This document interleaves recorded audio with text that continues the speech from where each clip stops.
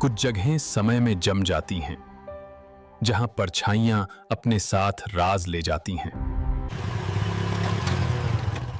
अगर ये तस्वीरें असली निकली तो मेरी कहानी अखबार में जरूर छपेगी। वह आगे बढ़ती है। थोड़ी देर बाद एक टूटा फूटा गेट उसके सामने आता है। गेट के पास ही खड़ा था एक लोकल गाइड, आयान, हाथ में टॉर्च लिए, गंभीर सा चेहरा। आयान बोला, मैडम, ये हवेली है, लेकिन अंधेरा होने के बाद वे कहते हैं परछाई जिंदा हो जाती हैं। अंधेरा सबसे अच्छी तस्वीरें देता है। चलो अंदर चलते हैं।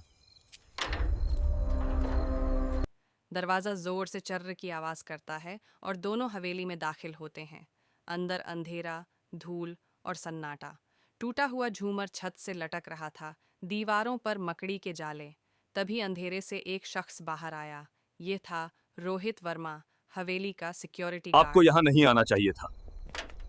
ये हवेली जितनी दिखती है उससे कहीं ज्यादा जिंदा है। जिंदा है, अनाया मुस्कुराकर बोली। भूत प्रेत पर भरोसा नहीं करती सर, बस कुछ तस्वीरें चाहिए।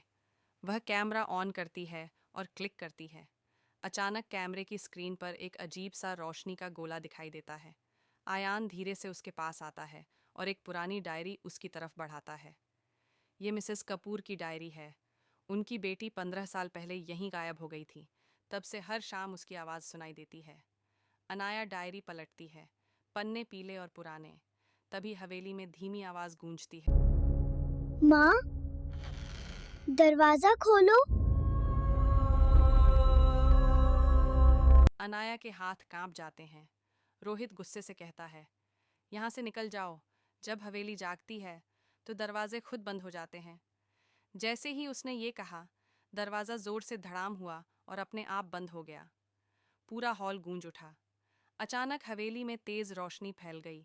एक बुजुर्ग औरत प्रकट हुई। ये थीं मिसेस कपूर। उनकी आंखों से आंसू बह रहे थे। बेटी, मैं तुझे बचा न पाई। कैमरे की स्क्रीन पर एक लड़की का धुंधला चेहरा नजर आया और फिर वही आवाज, माँ। पूरा हॉल हिलने लगा, झूमर जोर से हिलने लगा। अनाया और रोहित घबराकर दरवाजा तोड़ने की कोशिश करते हैं। रोहित पूरी ताकत लगाता है और आखिरकार दरवाजा खुल जाता है। तीनों भागते हुए बाहर निकल आते हैं। बाहर अंधेरा और सन्नाटा। हवेली अब शांत खड़ी थी, जैसे कुछ हुआ ही नहीं। अनाया कांपते हाथों से अपना कैमरा चेक करती है। उसमें सिर्फ एक तस्वीर साफ दिख रही थी, खिड़की के पीछे खड़ी एक लड़की, जिसकी आंखों से आंसू बह रहे थे।